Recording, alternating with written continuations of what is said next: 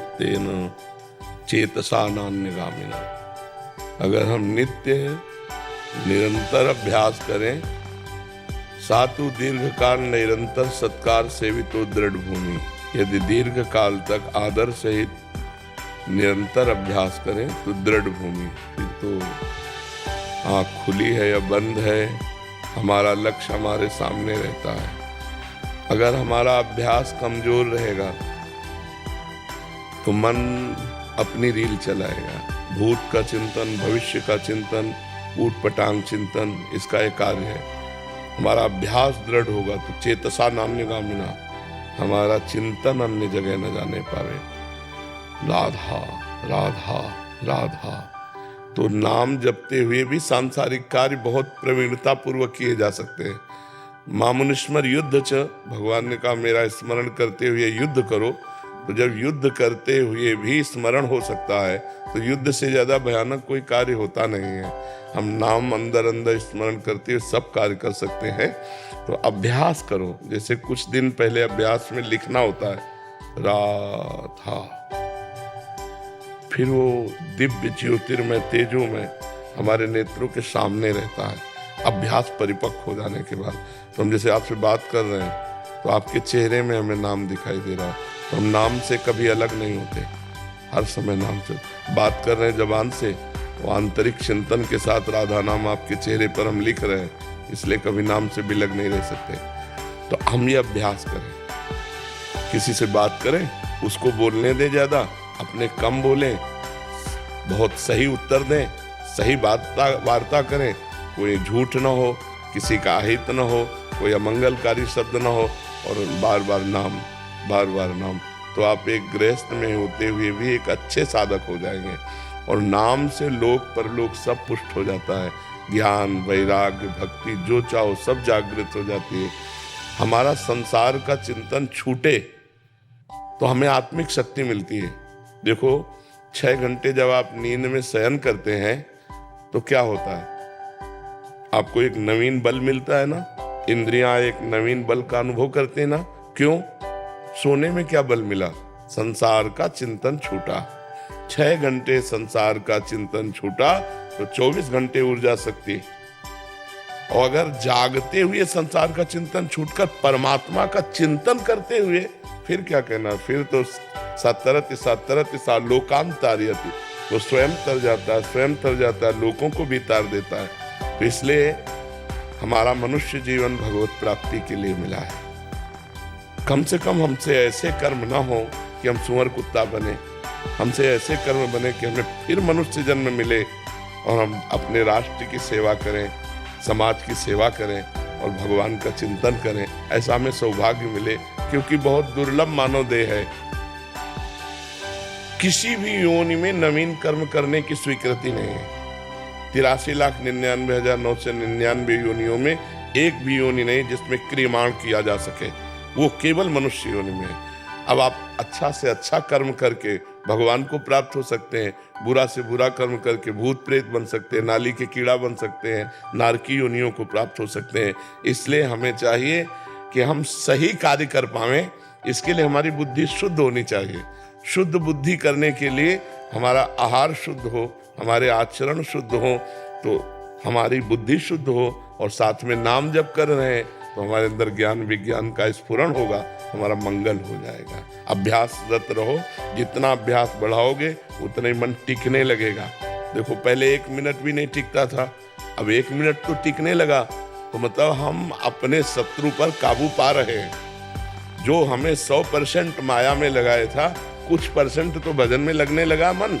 अब धीरे धीरे में इसको % बढ़ाते चले जाए, समय बढ़ाते चले जाए तो ये लग जाएगा। ये जब लग जाता है, जिधर लग जाता है तो हटना नहीं चाहता। भजन में लग गया तो हटना नहीं चाहता, विषयों में लग गया तो भजन में लगना नहीं चाहता, और भजन में लग गया तो विषयों की तरफ जाएगा ही नहीं।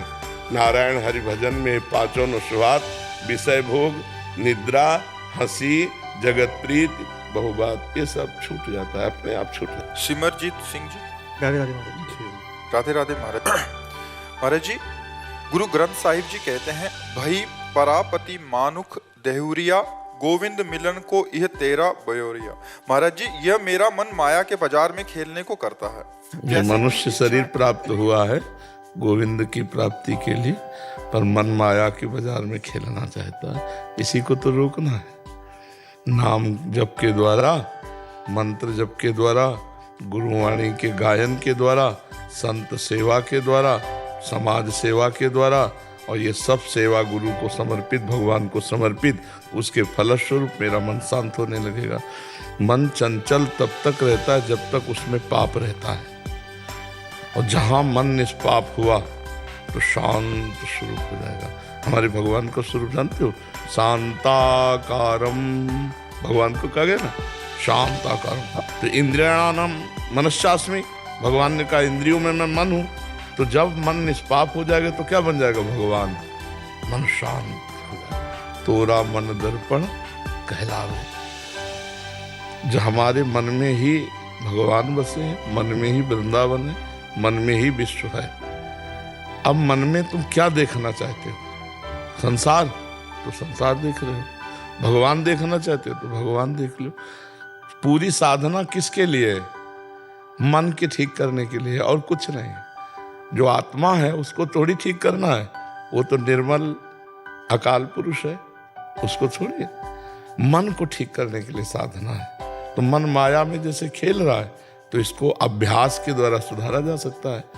अभ्यास ये कि हम संयम से रहें, बार बार नाम जपने का अभ्यास करें, गुरुवाणी का गायन करें, गुरुवाणी के आदेश का पालन करें, संत सेवा, समाज सेवा, ये जो हमारे गुरुजनों ने आदेश किया है हम वो करें। देखो अभी मन ठीक होने लगेगा। ज्यादा परेशान नहीं होना चाहिए, पहले तो रिलैक्स हो जाओ। अब मनुष्य जीवन हाय हाय करने के लिए मिला है, पहले तो एक बार रिलैक्स हो, भगवान की शरण में होते कि बहुत बड़े की शरण में यार हमारे को हम कितना क्या कर पाएंगे। छोटे पंख हैं, आकाश बहुत बड़ा है, कितनी उड़ान भरेंगे, कितनी उड़ान। मच्छर अपने अनुसार उड़ान भरता है, मोर अपने अनुसार, बाज अपने अनुसार, गरुड़ अपने अनुसार, लेकिन आज तक किसी ने आकाश का पार नहीं पाया। ऐसे ही वो परमात्मा, वो परम पुरुष आकाश की तरह है। हम क्या करें? हम उसकी शरण में हो जाते हैं, पहले रिलैक्स हो जाते हैं, भरोसे पे रिलैक्स हुआ जाता है। देखो दरिया है, समुद्र है, भयावह है, लेकिन हम नाविक के भरोसे नाव में बैठ जाते हैं और रिलैक्स होकर के एकदम शोभा देखते हैं, जल तरंगे देखते हैं। अब वहां चिल्लाने लगे, ए डुबो तो नहीं दोगे, ए किधर ले जा, वो कहेगा उतरो, बैलेंस बिगाड़ रहे हो। तुम्हें जब विश्वास नहीं तो नाव में कैसे बैठे? पहले तो रिलैक्स हो जाओ कि हम गुरु की नाव में बैठे हैं। ये संसार एक समुद्र है, इसे तैर के नहीं पार किया जा सकता। नानक नाम जहाज है, चढ़े से उतरे। अगर हम नाम जब कर रहे हैं तो हम जहाज में बैठ गए हैं। अब हमको क्या है, हमारे गुरुजन कहते चढ़े से उतरे पार। अब बस पकड़ लो, नाम पकड़ लिया, और आदेश है कि समाज सेवा करो, संत सेवा करो, माता पिता की सेवा करो, गुरुजनों की मन माया कहाँ है? हमें बताओ, माया कहाँ है? जब हम गुरुजनों की आज्ञा के विपरीत चलते हैं तो माया है, और गुरुजनों के अनुकूल चले तो वही माया भक्ति है। ये शरीर माया है, ये कपड़ा माया है, ये आवाज माया है, ये माइक माया है, मोबाइल माया है। तुम्हें लाया वृंदावन की नहीं लाया? तो माया बाधक थोड़ी है। अगर माया बाधक होती तो कैसे बात बन जाती? बाधक है भगवान से विपरीत चलना। अब उसी मोबाइल में गंदी बात देखो, अब माया हो गई। और उसी में सत्संग सुना तो देखो परम पावन श्री धाम वृंदावन में संत समागम में आप बैठे। सुत दाराधन लक्ष्मी पापी के घर होए, और संत समागम हरि कथा तुलसी दुर्लभ होए। इसलिए जो हमारे गुरुजनों की वाणी उसका रोज स्वाध्याय करो, गुरुवाणी को, और नाम जप करो, और सेवा जरूर शरीर से करो, तभी शरीर निष्पाप होता है। सेवा से, सुमिरन से मन निष्पाप होता है, सुमिरन से मन निष्पाप होता है, और सेवा से शरीर निष्पाप होता है। तन मन पवित्र हो गया, भगवान मिल गए। समझ पा रहे आप? अरे जी, मेरा मन कहता है कि तू बस इतना भजन कर ले जिससे तेरे को सुअर कुत्ता ना बनना पड़े, बाकी तो ठीक है। अच्छे कपड़े पहनना, विलासिता पूर्ण जीवन हमारी मी से कहता है कि माया के भोग भी भूल और इतना भजन कर ले कि मेरे को नेक्स्ट टाइम इंसान दोबारा बन जाए, लेकिन नीच की जोनी में मत जा। बस इतना, बस बहुत चालाकी करता है मेरे साथ। चलो करवाओ, तुम्हें वो फंसाता है तुम उसको फंसाओ, कहते बढ़िया बात है, उससे कहो बढ़िया बात है, पर वो कितना थर्मामीटर ये तो पता नहीं है, इसलिए जपते रहो, उसको लगाओ। मन को फुसला के लगाया जाता है, जैसे जंगली घोड़े को एक चाबुक और दूसरा दुलार, हाथ फेरो दुलार करते जाओ, घास खवाते जाओ, और जब रॉन्ग साइड चले तो चाबुक मारो, जब राइट साइड चले तो दुलार करते। ऐसे जंगली घोड़े की तरह इस मन को लगाना है कि जब गलत जाले लगे तो देखना इंद्रियों के न घोड़े भगे, रात दिन इनमें संयम के कोड़े लगे। नहीं, वो जलाएगा नहीं, हम जल लेंगे लेकिन गलत आचरण नहीं करेंगे। और सही चल रहा है, जैसे मन कह रहा यार गुलाब जामुन पाए, हाँ भैया ठीक है, 8-10 गुलाब जामुन लिए, जय हो प्रभु आपकी, मन को पवा दिया। ये घास पवाना है, तो हमें देखना है गलत, जहाँ रॉन्ग साइड है वहाँ हमें नहीं पकड़ना, और जहाँ राइट है वहाँ पकड़ लेते हैं। महाराज जी, मैं वाहिगुरु नाम और मूल मंत्र जो गुरु नानक देव जी का वो करने की कोशिश की, लेकिन घर से बाहर रहता तो गुरबानी का जैसे ग्रंथ वो पॉसिबल नहीं है। तो आपके अकॉर्डिंग? हाँ ठीक है, हमें जुड़े रहना, परमात्मा से जुड़े रहना, सुमिरन के द्वारा जुड़े रहना।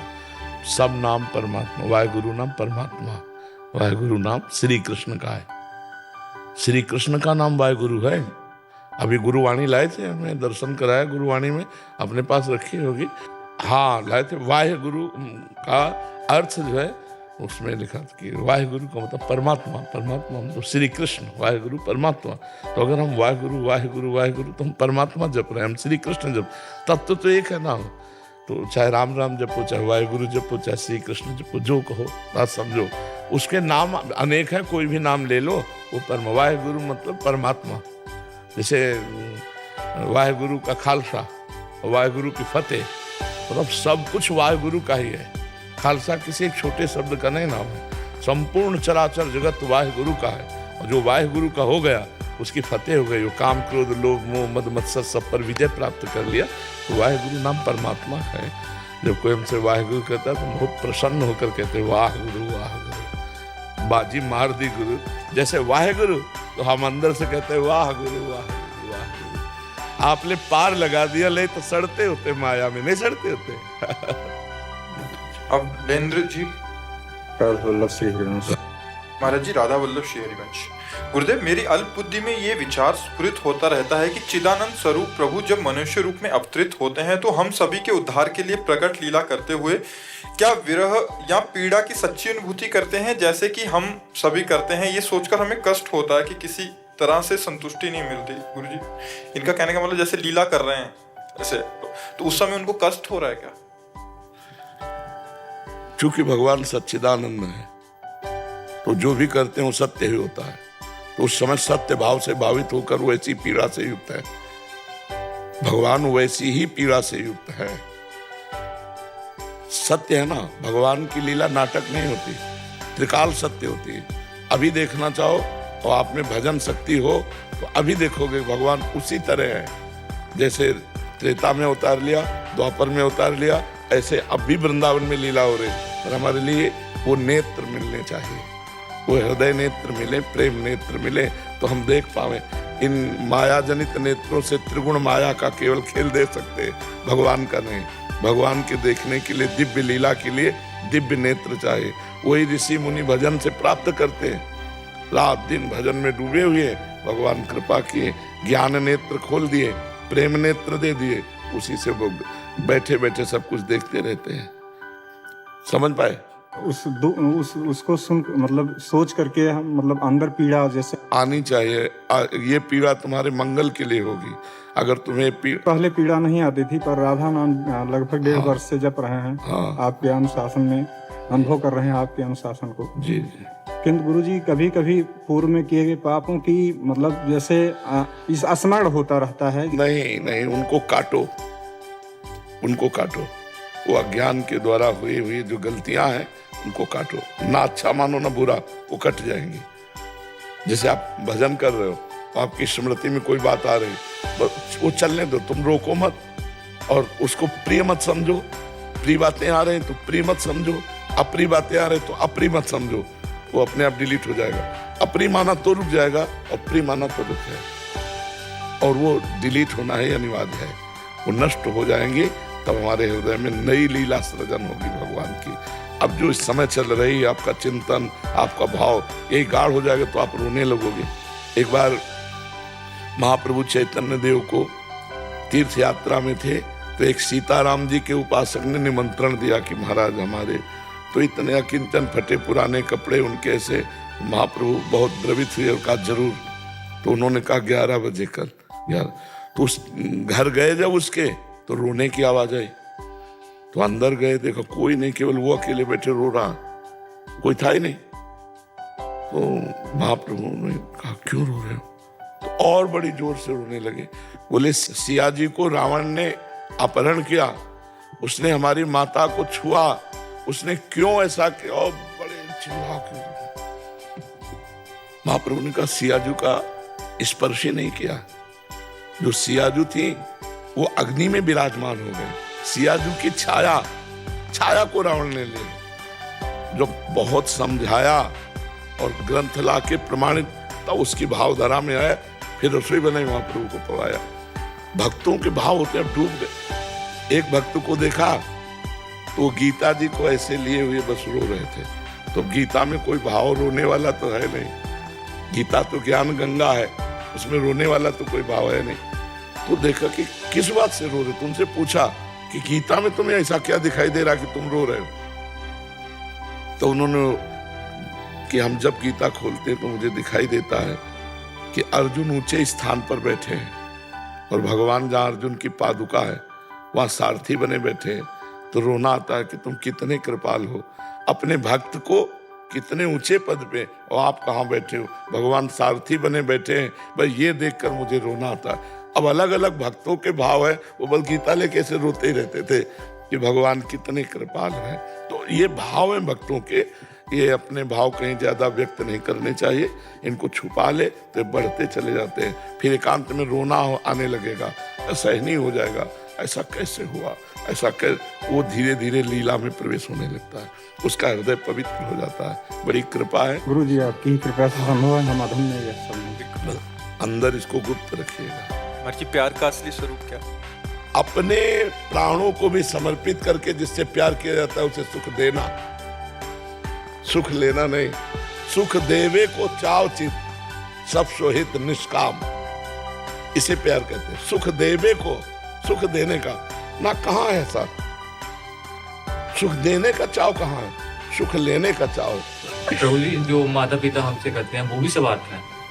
मोह, प्रेम नहीं। मोह, प्रेम बहुत ऊंची चीज है बच्चा। प्रेम जिस समय आ जाएगा वो अलग हो जाएगा। जैसे स्त्री से प्यार नहीं करते, काम, हम पुरुष से प्यार नहीं करते, काम। माता पिता का मोह, जितने भी संबंध, आसक्ति, राग, इनमें प्रेम नहीं है, प्रेम नहीं है। प्रेम सच्चिदानंदमय है। अब तुम्हें उसकी अलग अलग व्याख्या दिखाएं। सुना था कुपुत्रो जायते क्वचिदप कुमाता न भवति, शास्त्रों में लिखा है। कितने ऐसे उदाहरण हैं कि माता पिता के द्वारा पुत्रों की हत्या हो गई। अपने स्वार्थ में जहां बाधा पड़ेगी वहां अलग बात है। अगर वो कुतिया भी अपने बच्चे को प्यार करती है, सुकरी भी अपने बच्चे को प्यार करती है, पक्षी भी अपने बच्चे को प्यार, लेकिन प्यार नहीं, मोह में बंधे हुए। प्रेम एक विशुद्ध भगवदानंद है। प्रेम हो जाए तो फिर क्या? इसीलिए तो चराचर जगत से प्रेम करो, कभी कोई बाधा नहीं। लेकिन प्रेम कहाँ कोई करता है? स्वार्थ के वशीभूत मोह में बंधे हुए। और मोह गए बिनु राम पद होई न दृढ़ अनुराग। अनुराग माने प्रेम। जब तक मोह है तब तक प्रेम नहीं हो सकता, और वो मोह होता है बच्चा, प्रेम नहीं होता। ये सबको भगवत प्राप्ति हो जाए कि नहीं हो जाए? महाराज जी, प्रेम का भाव सबके लिए एक जैसा होना चाहिए कि उसमें जैसे अपनेपन में ज्यादा प्रेम होता है या फिर पढ़ाई में नहीं होता? प्रेम की सीधी परिभाषा है, हम जिससे प्रेम करते हैं सिर्फ उसको सुख देने की भावना हो, किंचन मात्र स्वार्थ बुद्धि ना हो। अब चाहे माता पिता हो, चाहे पुत्र हो, चाहे पत्नी हो, चाहे भाई हो, चाहे देश हो, चाहे समाज हो, चाहे विश्व हो, अपने सुख की लालसा से किया हुआ राग होता है, मोह होता है, आसक्ति होती है, स्वार्थ होता है, काम होता है, प्रेम नहीं होता है। आप समझ पा रहे ना? इसीलिए करोड़ों में किसी एक में प्रेम अंकुरण पाया जाएगा? नहीं पाया जाएगा। हितधाम में आए थे, कहा कि हमारा प्रेम विवाह हुआ, लव मैरिज, आशीर्वाद दीजिए। 8 महीने बाद फिर आए तो हम कहा तुम्हारी पत्नी साथ नहीं, बोले डिवोर्स हो गया। वो अरे लव अरे एक बार दिल दे दिया तो फिर तुम चाहे जैसा तुम करो, हम तुम्हें दिल दे दिया। एक बार जब हमने तुम्हें दिल दे दिया तो दे दिया यार, जिंदगी भर के लिए दे दिया। अब तुम अगर हमें मार भी डालोगे तो हमारा दिल तुम्हें आशीर्वाद देगा। प्रेम का मतलब सोचते हो, अगर तुम हमें मारोगे या मार भी डालोगे तो हमारे दिल में अगर आवाज सुनोगे तो तुम्हारे लिए आशीर्वाद ही निकलेगा, तुम्हारे लिए दुख नहीं निकले। इसे कहते प्रेम है भला ये। और जी ऐसा प्रेम तो केवल प्रभु के लिए ही हो सकता। तो फिर अब इसीलिए तो प्रेम कहाँ है। और जब कोई भगवान का आशिक प्रेम करेगा जगत में भी तो अद्वितीय बेजोड़ होगा। जैसे तुलसीदास जी ने अपनी पत्नी से प्रेम किया तो मायके जाने का समय ले दिया। मायके जाने का हम जी नहीं सकते तुम्हारे बिना, तुम मायके कैसे चली जाओगी। जैसे धनुर्दास जी ने अपनी पत्नी से प्रेम किया, महाभागवत है, तो ऐसे चलते हैं बाजार में सब्जी लेने नहीं जाते, पत्नी जाएगी क्योंकि वो बिछो नहीं सह सकते। वो पत्नी ऐसे चल रही, आप छाता लिए ऐसे चल रहे हैं। चिंतामणि में इतने आसक्त हो गए, सब कुछ न्यौछावर कर दिया बिल्व मंगल जी ने। अगर भागवतिक पुरुष हिरण से आसक्त हो गए तो अगला जन्म हिरण का लेना पड़ा, और महाराज हिरण की दुर्गति नहीं होने दी, वही राजा रहुगण बना हिरण। और भरत भागवतिक अगर पुरुष किसी से भी प्रेम कर लेगा तो आर पार का निर्वाह होता, वहां स्वार्थ नहीं होता। इसलिए भागवतिक पुरुष का कहीं प्रेम होता नहीं भगवान के सिवा। अगर हो जाए तो बेजोड़ होता है। हिरण से प्रेम किया, जिस भगवान की प्राप्ति के लिए अपना राज्य छोड़ा, अपनी पत्नी पुत्र छोड़े और हिरण से प्यार कर लिया तो उसके लिए 3 जन्म लगा दिए, 3 जन्म लगा दिए। जड़ भरत के रूप में पालकी में उसी को तो उठाए हुए उपदेश कर रहे हैं। तो प्रेम शब्द से हृदय में कुछ होने लगता है। नहीं आपके होता है कि नहीं होता हमें पता नहीं, कि हमारे होने लगता है। प्रेम शब्द होते ही एक जैसे कोई दिल को मसला करे, शायद इसको ही इश्क कहते। प्रेम को उर्दू में इश्क कहते। इश्क इसको बोले जैसे कोई दिल को मसला करे, अपने प्यारे की याद में, प्यारे के लिए तड़पना, प्यारे के लिए सिसकना, प्यारे के लिए बलिदान होना। ये प्रेम कहाँ आता है? अपने स्वार्थ की पूर्ति के लिए। देखो हमारे पास इस संसार में प्रेम तो बात करते ही आंसू टपकने लगे, बात करते ही हृदय बहा घूमे, उसे प्रेम कहते हैं। जो दूसरों के लिए बलिदान करने, देखो देश प्रेम देखो, वंदे मातरम, फांसी का फंदा डाल दिया। देश प्रेम देखो, गुरु गोविंद सिंह के दोनों बच्चे दीवार में जिंदा चुने जा रहे हैं, ना उनके आंसू ना बच्चों के आंसू। अब ये देश प्रेम। कहीं भी प्रेम की बात आती है तो वहां बलिदान होता है, प्रेम बलिदान मांगता है। लेकिन हम प्रेम का नाटक करते हैं, प्रेम नहीं। प्रेम ना हम भगवान से कर पाते ना इंसान से कर पाते। अगर हम डट के किसी इंसान में भी भगवत भाव करके प्यार कर ले तो हमारा मंगल हो जाए। माता में भगवान देख ले, पिता में भगवान देख ले, पत्नी में भगवान देख ले, तो भगवान तो है ही सब में, हमारा काम बन जाए। लेकिन हम स्वार्थी पुरुष भगवान न देख करके अपनी वासनाओं की पूर्ति चाहते हैं और उसे नाम दे देते हैं प्रेम। जी एक प्रश्न था, माता जो अपने पुत्र को प्रेम करती है, मोह करती है, वो प्रेम है या लोभ है उसका? नहीं, लोभ भी नहीं कह सकते। मनुष्य माता तो थोड़ा बुद्धि रखती है। हम पशु पक्षियों के भी कहा, वो क्या अपने बच्चे से प्रेम नहीं करते? उसका क्या चिंतन होता है क्या कि आगे चल के मुझे पोषित करेगा? ऐसा भी नहीं चिंतन होता पक्षियों का, पशुओं का। वो मोह होता ही है। वो अपने बच्चे के लिए अपने प्राण दे सकती है, उसका कोई स्वार्थ नहीं दिखाई दे रहा, लेकिन उसे मोह कहते हैं। महाराज जी, लेकिन अगर उसी मोह की वजह से बच्चा अगर अनुशासनहीन होता है या कुछ गलत दिशाओं में जाता है, वो एक अलग चैप्टर हो गया, वो एक अलग चैप्टर हो गया। पिता अगर बोलता है कि भाई आप अनुशासन में आइए और इसकी वजह से अगर नहीं, आप नहीं समझ, अब पटरी दूसरी हो गई। अनुशासन शब्द लाने के लिए अब वो व्यवहार शब्द आ गया। हम तो केवल उस राग की बात कर रहे जो लगाव है, जो लगाव है। हम अब पटरी दूसरी हो जाएगा, उसकी चर्चा दूसरे रूप में होने लगेगी। हमारा सिर्फ लगाव से कि जो विविध प्रकार का लगाव है, यदि इसे प्रेम में बदल दिया जाए तो भगवान की प्राप्ति हो जाए। पत्नी अपने पति को भगवान समझे, पति अपनी पत्नी में भगवान को देखे, माता पिता पुत्र में भगवान को देखे, पुत्र माता पिता में भगवान। अभी देखो कितना आनंदमय गृहस्थी हो जाए, लेकिन स्वार्थ। महाराज जी देखना और वर्तना अलग अलग हो जाए। हाँ, बर्तन केवल देखने की बात कह रहे हैं, वर्तन पूरा वैसा ही होगा। तन पत्नी को पत्नी माना जाएगा, माँ को माँ माना जाएगा, बहन को बहन माना जाएगा, बेटी को बेटी माना जाएगा। चारों स्त्री स्वरूप है, बर्ताव चारों के अलग होंगे, लेकिन चारों में भगवान को देखना। हमने कहा है पंडिता समदर्शिना न कि वर्तिना। जो पत्नी के साथ व्यवहार करते हो बहन के साथ थोड़ी करेंगे, जो बहन के साथ व्यवहार करते हो पत्नी के साथ थोड़ी करेंगे। चारों स्त्री शरीर है, माँ, बेटी, बहन और पत्नी, चारों स्त्री शरीर, लेकिन चारों से बर्ताव अलग अलग होगा, पर दर्शन एक होगा। चारों में श्री भगवान विराजमान है। रचना जी दिल्ली से। राधे राधे महाराज। राधे राधे महाराज जी। महाराज जी, जीवन मुक्त समझ आता है, भगवत प्राप्त भी समझ आता है, किंतु भगवत बोध संपन्न एवं भगवत प्राप्त महापुरुष में क्या अंतर है? भगवत बोध संपन्न जो तत्वबोधि संपन्न महापुरुष है वो सर्वत्र तत्व का दर्शन करेगा, लेकिन जो भगवत साक्षात्कार किए हुए जैसे राम रूप का, तो जड़ चेतन जग जीव जब सकल राम में जान, उसको सब में राम दिखाई देंगे। गोपियों को श्याम दिखाई देते हैं, लेकिन तत्व ज्ञानी को ब्रह्म तत्व नजर आता है, भगवत तत्व नजर आता है। वो रूप का नहीं, वो तत्व का होता है। समझ रहे हैं? भगवत दर्शन साक्षात्कार और तत्व दर्शन में इतना अंतर है। जो विद्या विनय संपन्ने ब्राह्मणे गव्यहस्तिनी सुनी चो सुपाके चा पंडिता समदर्शिना। जो विद्या विनय संपन्न ब्राह्मण में, गाय में, हाथी में, कुत्ते में, चांडाल में एक ही तत्व को देख रहा है, वो ज्ञानी है। प्रेमी सर्वत्र अपने प्रभु को देखता है। जैसे गोपिया नहीं कहने जित देखो तित श्याममयी है, और गोस्वामी जी कह रहे सीए राम में सब जग जानी। ये भेद है। तत्व वो दर्शन करता है, ये रूप दर्शन करते। सब में प्रभु का रूप समाया, सब में उसी का रूप समाया। एक एक कण में जहाँ दृष्टि जाती है वहाँ अपने प्रभु को देखता है। सोच पा रहे हैं? हाँ जी, जो भगवत प्राप्त हमें ऐसा लगता था जिनको ऑलरेडी साक्षात्कार हो चुका है प्रभु का साक्षात, और भगवत बोध संपन्न जिनको जैसे हमने कहानियों में या ग्रंथों में पढ़ा है जिसमें ऊपर से प्रकाश या आकाशवाणी हुई। ये कोई फिल्मी स्टाइल नहीं है, ये तस्मात् शास्त्रम प्रमाणम थे। शास्त्रीय प्रमाण होना चाहिए। भगवत तत्व दर्शन वेदांत दर्शन के अनुसार होता है, और ये भक्ति के अनुसार भगवत साक्षात्कार होता है। सब अपने हृदय में भी प्रभु का दर्शन, सब में भगवान का दर्शन होता है। समझ पा रहे आप? ये साकार भगवान के दर्शन की बात है, भगवत साक्षात्कार। और तत्वबोध वो निराकार तत्व की बात है।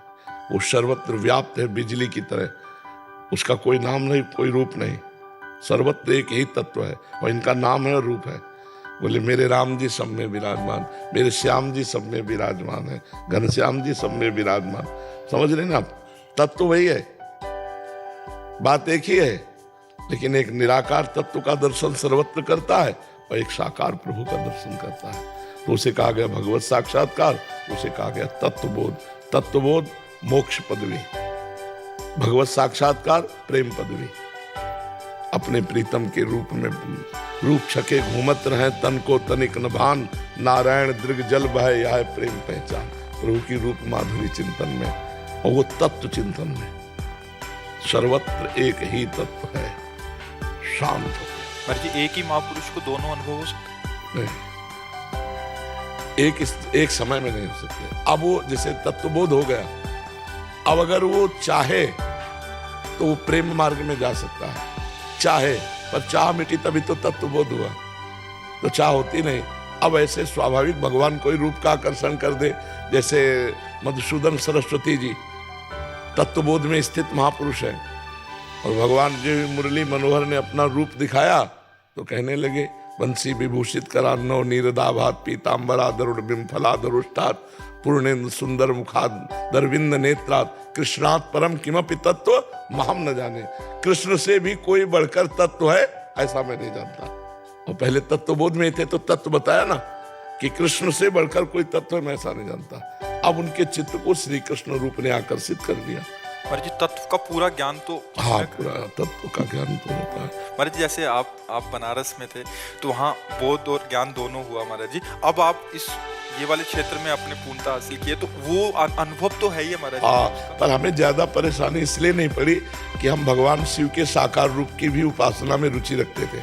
हम केवल निराकार तत्व में नहीं रहते थे, भगवान शंकर के रूप में, तो रूप में आने में हमें ज्यादा परेशानी नहीं पड़ी। नहीं, एकदम शुष्क हृदय होता है। जो ज्ञानी का हृदय होता है उसमें करुणा मैत्री नहीं होती, करुणा और मैत्री नहीं होती। ये उपासना का रंग होता है। हाँ, क्योंकि करुणा किस पर करे, मैत्री किससे करे? अब जैसा कोई है नहीं तो किससे करुणा मैत्री करे? ये सब वृत्तियां नहीं रहती, ये प्रेमी में रहती है। करुणा मैत्री ये सब मिलती है। अद्वेष्टा सर्वभूतानां मैत्रा करुण एवच निर्ममो निरहंकारा सम दुखा सुखा सभी। जो किसी भी प्राणी में कोई दोष दर्शन नहीं करता या सब में एक ही भगवान को देखता है, सबसे मित्रता और करुणा का व्यवहार करता है। मित्रता का व्यवहार करता है पर ममता नहीं है, करुणा का व्यवहार करता है पर अहंकार नहीं है। निर्ममो निरहंकारा, और जो सुख दुख में समान भाव वाला है और क्षमावान है, भगवान कह रहे मुझे बहुत प्रिय है ऐसा महापुरुष। पर ये बहुत कठिन बातें है, प्रवचन कर लेना अलग बात है, स्थिति आना बहुत कठिन बात आती है। वो केवल भजन से आती है, गुरुजनों के चरणों का आश्रय, रात दिन भजन, तो स्थितियां बनती जाती हैं। महाराज जी, 3 तरीके से हम लोग भगवान के दर्शन कर सकते हैं। जैसे एक तो सब में हमने भगवत भाव किया, इनमें भी भगवान है, सब में भाव करना अलग बात, तो भगवत साक्षात्कार करना अलग बात है। तो भगवत साक्षात्कार जब होता है तो उनकी कांति आप 2 शब्दों में कुछ एक्सप्लेन करेंगे कि? पहले शब्द में कहते हैं अनिर्वचनीयम। 2 शब्द तो हो ही नहीं सकते, पहला ही शब्द है अनिर्वचनीयम। अनुभव गम्य भजय जेहि संता, क्या आता है? अनुभव। वो सिर्फ अनुभव का स्वरूप है।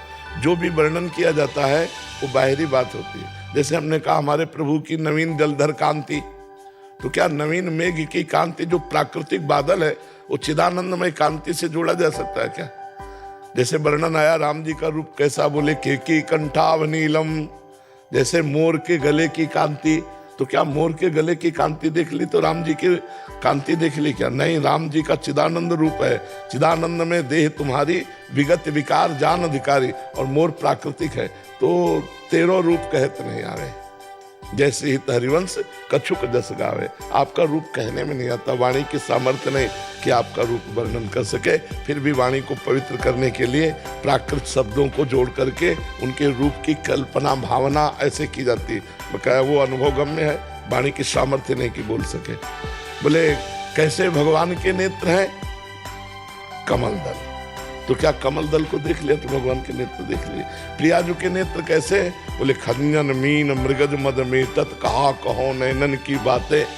खंजन पक्षी के नेत्र, मछली के नेत्र और मृग शावक के नेत्र, बोले इनके अभिमान को मेटने वाले प्रियाजू के नेत्र। खंजन मीन मृगज मद में तत् कहा कहो नैनन की बातें। तो क्या इनके देखने से प्रियाजू के नेत्र देख लिए क्या? जिन नेत्रों का एक बार भार पड़ा तो लालजू मूर्छित हो जाते हैं, वो नेत्र मृग शावक या मीन या खंजन उपमा में ही नहीं आते। पर अब करे तो क्या करे? अगर हम कुछ इशारा देना चाहते तो प्राकृतिक ही बात कहनी पड़ेगी, और वो जमती नहीं है। बोले सूर्य का प्रकाश कैसा? तो कागज में हम बना के दिखा दें ऐसा ऐसा, तो आभास तो हमें हो जाएगा, लेकिन सही माने में हम नहीं देख पाएंगे। आभास तो हो जाएगा कि सूर्य ऐसा और ऐसी किरणें होंगी। जैसे बिजली है, एक बिजली की कांति अगर हम कागज में उतारे तो आभास तो दिला सकते हैं कि बादल में बिजली ऐसी होती है, लेकिन क्या वो बिजली की कांति वास्तविक आ पाई? क्या नहीं आ पाई ना। तो एक प्राकृतिक बिजली की कांति नहीं आ पाई, और पीता अरुण क्षण अनंत तडिल लता भाम, अनंत बिजलियों जैसी कांति प्रियाजू के श्रीअंग की कैसे आ पाएगी? हम कह रहे जैसे हम सूर्य को दर्शाना चाहें तो कागज में उसी रंग से रंग कर, जैसे सूर्य की कांति, तो हमें आभास हो जाएगा कि सूर्य ऐसा होता है, आभास हो जाएगा, और हम कल्पना कर सकते हैं, कल्पना कर सकते हैं ना, भावना कर सकते हैं। ऐसे ही जितने चित्र है भगवान की भावना है। भगवान का जो स्वरूप है नेति नेति कह के वेद वर्णन करते हैं, कोई ऐसा है पूरा नहीं कह सकता, वो केवल अनुभव गम्य। और जिनके हृदय में आया तो वो कह रहे हैं कि नैनन के रसना नहीं, नेत्रों ने देखा, पर नेत्रों में अगर वाणी होती तो ज्यों का त्यों बोलना चाहते, और वाणी के नैना नहीं। अब वाणी बोलना चाहती पर देखा नहीं, जो बोला वो देखा नहीं, और जो देखा वो बोला नहीं। तो बड़ा अंतराय इसी में हो गया। और बोले जो हृदय में वो मुख में लाते लाते बिल्कुल अधूरा रह जाता है, कैसे वर्णन करूं। तो अनिर्वचनीय भगवत स्वरूपम, अनिर्वचनीय प्रेम स्वरूपम। मोना जी दिल्ली से। राधे राधे महाराज जी। महाराज जी, जैसे हम भोग भोगने से उसी समय थोड़ा सा सुख का आभास होता है, वैसे ही थोड़ा नाम जप से आनंद अनुभव क्यों नहीं हो रहा अभी? इसमें थोड़ा नहीं होता, इसमें महान होता है। नाम जप में पहले पाप का नाश करेगा। यद तज्ञ विष्णु परिणामे अमृतोपमम तत्सुखम सात्विकम स्मृतम। और यद तज्ञ अमृतोपमम परिणामे विष्णु तत्सुखम राजसम स्मृतम। जिसकी शुरुआत विष जैसी हो नाम जप, उसका परिणाम अमृत जैसा होगा। ये सात्विक भगवदानंद है। और जिसकी शुरुआत अमृत जैसी हो, परिणाम विष जैसा हो, सांसारिक भोग। इसमें तत्काल सुख की अनुभूति का भ्रम होता है, तो जीवन पूरा बर्बाद हो जाता है। इसी में जीवन लगा रहता है, हाथ कुछ नहीं लगता। और भगवदानंद में एक विष जैसा लगता है। 3 बजे उठना, नहा धो के माला जपना, आराम से खूब पड़े 8 बजे तक सोना, अमृत जैसा लगता है, लेकिन इसका परिणाम विष होगा। जिसकी शुरुआत विष जैसी लगे, उसका परिणाम अमृत होगा। समुद्र मंथन में सबसे पहले विष निकला, फिर बाद में अमृत निकला। इसमें बाद में आनंद मिलेगा। पहले नाम जप के द्वारा पाप वासनाएं नष्ट होंगी, पाप प्रवृत्ति नष्ट होगी, तब आनंद के। अब कितना पाप जमा है वो भगवान जाने। तो इसलिए हम खूब नाम जप करें और चिंता आनंद की ना करें। जहाँ आनंद शुरू हुआ फिर बढ़ता ही चला जाएगा, कभी घटेगा नहीं। ये भगवदानंद बढ़ता रहता है, ये कभी घटता नहीं है। और विषय सुख घटता जाएगा। एक चीज को एक बार पाओ, मान लो खीर पाई, अच्छी लगी, फिर पाओ तुरंत, फिर और पाओ, घृणा हो जाएगी, नहीं खीर नहीं, उसमें नहीं निकलता जाएगा। और इसमें जितना आनंद मिलता जाएगा उतनी भूख बढ़ती जाएगी। पूरा जीवन भजन करो, फिर भी यही रोकर कहना होगा कि हमें भजन दो, रात दिन मैं भजन करूं। तो ये आनंद धैर्य पूर्वक पहले नाम जप करो, तुम्हारे पाप और पाप की प्रवृत्तियों का नाश करेगा, फिर आनंद का प्रभाव। जैसे आनंद बढ़ा ये बढ़ता चला जाएगा। ये भगवदानंद समुद्र है, जो आनंद सिंधु सुख राशि, सीकर तय त्रैलोक सुपासी, सो सुख धाम राम सुनामा। जिनका नाम राम है वो सुख समुद्र है। जितना नाम जप करोगे उतने भगवान के सुख समुद्र में डूबोगे। पर प्रारंभ नहीं, प्रारंभ में तो विष जैसा लगेगा, परिणाम अमृत जैसा होगा। यद तज्ञ विष्णु परिणामे अमृतोपमम। विकास मिश्र जी अमेठी से। जी राधे राधे महाराज जी। महाराज जी, कभी कभी जब जीवन में कठिन दौर आते हैं और उनका समाधान नहीं निकल पाता तो मन में तो समाधान निकाले कौन? अध्यात्म का ज्ञान है नहीं और संसारी पुरुष समाधान जानता नहीं। अब विचार करो ना, समाधान निकालने वाला भी तो होना चाहिए। तो समाधान कौन निकालता है? जब तक अध्यात्म का ज्ञान नहीं, तो अध्यात्म में तो 1 मिनट में समाधान आ जाएगा। हम गलत हैं या सही, अपने आप निर्णय हो जाए। गलत है तो पश्चाताप हुआ, उसका सुधार हो गया। सही है तो हमें भोगना है। फिर हमने गलती नहीं की है अभी वर्तमान में, पूर्व में कोई गलती की है, तभी वो गाली दे रहा है, तभी वो अपमान कर रहा है, तभी हम हार रहे हैं, तभी हमारा उद्देश्य फेल हो रहा है। हमको भोगना है। अब हम सहेंगे, हारेंगे नहीं, परास्त नहीं होंगे। हम नाम जप करेंगे, इस पर विजय प्राप्त करेंगे। ऐसे समाधान ढूंढा जाता है। अब समाधान कहाँ से मिले? अध्यात्म है नहीं और व्यवहार में कोई समाधान दे नहीं सकता। व्यवहार में अपनी कमजोरी बताओ, तुम्हारा शोषण करेगा, समाधान थोड़ी करेगा। रहीमन मन की मन व्यथा रखिए मन में गोए, सुनी ठिलई है लोग सब बांटने लई है कोई। अपनी कमजोरी किसी को बताओ, आपको वो ही नस दबाएगा जो कमजोर है, वो आपका शोषण करेगा। इसलिए स्वयं निर्णय करने वाले बनो। वो कैसे बनोगे? जब सत्संग सुनोगे, शास्त्रों का स्वाध्याय करोगे, नाम जप करोगे, तुम्हारे अंदर ज्ञान आएगा, तभी तो समाधान होता है। ज्ञान से ही तो समाधान होता है। सत्संग सुनो, नाम जप करो और दूसरों की सेवा करो, शास्त्र स्वाध्याय करो, अपने कर्तव्य का पालन करो। आई हुई समस्या में भगवान तुम्हारा समाधान करेंगे। ठीक है महाराज जी, ऐसे में भगवान पे भी थोड़ा सा लगता है कि ऐसा क्यों नहीं कर रहे हो, ठीक करना चाहिए उनको, तो आस्था ऐसी डगमगा जाती है। नहीं डगमगाना चाहिए। यार भगवान को तुम लोग क्या समझो, नौकर समझे हो क्या? है विचार करो, भगवान को तुम नौकर समझे हो क्या? तुम भगवान के एक हो न मानो। सब सुविधा भगवान तुमको दिए, तुम्हारा शरीर भगवान का दिया हुआ, तुम्हारी बुद्धि भगवान की दी हुई, तुम्हारा खान पान सब कुछ भगवान ने दिया है। तुमने भगवान को क्या दिया है? एक बात बताओ। इसके बाद भी भगवान तुमसे कोई शिकायत नहीं कर रहे और तुम कह रहे हो भगवान पे आस्था नहीं, तुम भगवान की आज्ञा का पालन करते हो? अब विचार करो, जो मनुष्य जीवन का परम कर्तव्य है, तुम भगवत आज्ञा का पालन नहीं करते, फिर भी भगवान नाराज नहीं है। अब इसके बाद तुम वहां शर्त पे शर्त रखते चले जाओ, पाप तुम करो, कर्म का फल आएगा भोगने का, गुस्सा हो भगवान पे। यार ये बातें तो ठीक नहीं है। हमें बताओ भगवान की कमजोरी क्या है, क्या कमी है भगवान के पास?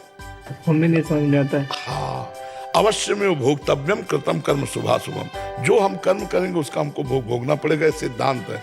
तो अब हम अच्छे कर्म करें ना तो अपने आप सुख आएगा, तो अपने आप भगवान की जय बोलेंगे। बुरे कर्म करेंगे दुख आएगा, तो भगवान पे श्रद्धा भी हटेगी, हमारी दुर्गति हो जाएगी। जिस श्रद्धा से हम भगवान तक पहुंचते वही श्रद्धा खत्म हो रही, तो फिर होगा क्या? जैसे एक माई आई, उसने कहा मैं नौ दुर्गा रहती थी, बहुत व्रत रहती थी, हमारे पति पधार गए, तो क्या उसका कोई फल नहीं मिला क्या? तो इसका नाम मृत्यु लोक है। एक राइट टाइम के लिए अपने लोग आए हुए हैं और अपने को जाना पड़ेगा। उसमें नौ दुर्गा का व्रत क्या करेगा, उसका फल अलग मिलेगा। और उसकी मान लो 50 वर्ष आयु है तो 5 सेकंड नहीं बढ़ेगी, 50 वर्ष पूरे होते ही खत्म हो जाएगी। और उसमें कह दो हम व्रत रह रहे हैं, हम उपवास कर रहे हैं, तो क्या हुआ? उसका पुण्य मिलेगा आपको। अब ये ज्ञान नहीं है तो सब भगवान बोले अब हमें श्रद्धा, इस अश्रद्धा से क्या होगा? आकाश में थूकोगे तुम्हारा, हाँ वहाँ आकाश थोड़ी गल रह जाएगा। भगवान आकाश की तरह महान है, तुम्हारे उससे क्या फर्क पड़ेगा उनके? लेकिन वो तुम्हें दुलार करेंगे, वो ऑक्सीजन तुम्हारा बंद नहीं कर देंगे, वायु देंगे, पृथ्वी पे रहने देंगे, पानी देंगे, भोजन देंगे। वो कितने कृपाल हैं यार, विचार करो। तुम्हारे शरीर में तुमने कुछ बनाया है क्या? सब भगवान ने बनाया। फिर भगवान को क्यों तुम दोष देते हो? क्या भगवान ने गलती की आपके साथ? नहीं, कभी कभी जब जैसे एग्जाम दे रहे हैं लगातार, फाइनल में जाके रुक जाता है, थोड़ा सा मन डगमगा जाता है गुरुजी। उसमें भगवान का क्या दोष है? अपनी पढ़ाई, अपनी अभ्यास, अपनी कमजोरी को हमें ठीक करना है और उसके लिए हम भगवान से प्रार्थना करें कि हमारी बुद्धि पढ़ाई में लगे। अब तुम्हारी स्मरण शक्ति, पावर शक्ति कमजोर है, एग्जाम में फेल नहीं होगे तो क्या होगे? आप बात करो, कमी आपकी है भगवान की? नहीं। बेकार भगवान का दोषारोपण करते हो। आप बताओ, हमारी कमजोरी देखो, बुद्धिमान आदमी वो है जो अपनी कमजोरी को दूर करता है। अच्छा, कुछ कार्य ऐसे हैं जिसमें हमारी कमजोरी ना होने पर भी हमें फेल होना पड़ेगा, क्योंकि हमारा प्रारब्ध भोग है। हाँ, वो हमको गिराएगा तो हमको थोड़ा सहना है कि पीछे गलती की है, इस बार ऐसा आया है, अगली बार हम और मेहनत करेंगे और फाइनल में अच्छे आएंगे। हमें निराश नहीं होना। हम लोग भगवान के इसलिए पक्ष नहीं ले रहे, आप निर्णय करके बताओ। हाँ, गलती हमारी है। भगवान को ऐसा अपने प्रभु से ऐसे मांगा जाता है जैसे अपने बाप से मांगा जाता है। अपने माता पिता से हम थोड़ी कहते कि हम तुम्हें कुछ खवाएंगे पियाएंगे, आप हमको। अपने माता पिता, प्रभु हमें बुद्धि दो जिससे मैं अच्छा विद्यार्थी बनूं। प्रभु मुझे ऐसी सामर्थ्य दो जिससे मैं भारत की सेवा करूं। प्रभु मुझे ऐसा धन दो जिससे आए हुए अतिथि संतों का सत्कार करूं, परिवार। ऐसे मांगा जाता है। प्रभु है और ना दे तो माता पिता नहीं देते तो हम माता पिता को माता पिता नहीं मानते क्या? तो मम्मी तो मम्मी है, पापा तो पापा है। अब ये थोड़ी कि हमारी श्रद्धा खत्म हो गई, पापा तो पापा ही है, मम्मी तो मम्मी है। ऐसे भगवान तो भगवान है ना। उनकी प्रति श्रद्धा खत्म करने का मतलब अपने जीवन को गर्त में गिरा देना, वही श्रद्धा में उठाती है। आचार्य अनिल जी वृंदावन से। जी महाराज जी, आपके चरणों में कोटि कोटि प्रणाम। महाराज जी, मेरी जिज्ञासा है कि प्रभु की विशुद्ध प्रेमा भक्ति के लक्षण क्या हैं और क्या प्रभु की भक्ति करते करते किस स्थिति में आचार विचार गौड़ हो जाते हैं? क्या भगवान की विशुद्ध भक्ति, प्रेमा भक्ति प्राप्त होने पर नियम आचार विचार जरूरी होते हैं? वो तो स्वभाव बन जाता है उसका, जो साधन काल में किया जाता है वो स्वभाव बन जाता है। पहला प्रश्न क्या है महाराज जी? विशुद्ध भक्ति के लक्षण क्या हैं? ले विशुद्ध भक्ति का देवर्षि नारद जी वर्णन करते हैं। तदर्पिता अखिलाचारिता तद्विस्मरणेन परम व्याकुलते थे। जितने भी आचरण हैं वो तदर्पिता भगवान के अर्पित हो।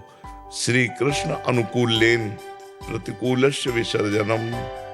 आराध्य देव भगवान श्री कृष्ण के अनुकूल हो, प्रतिकूलता का त्याग हो। भगवत विमुख, भगवत प्रतिकूल एक भी आचरण नहीं होने चाहिए। समस्त आचरण श्री कृष्ण के अनुकूल होने चाहिए। तदर्पिता अखिलाचारिता, और वो सब आचरण, वो सब कर्म भगवान को समर्पित होने चाहिए।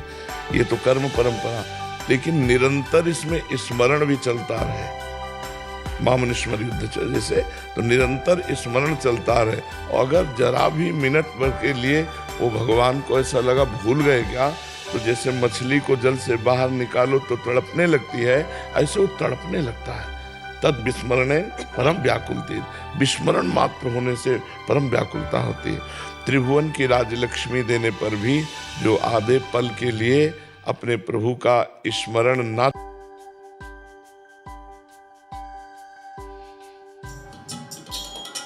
राधा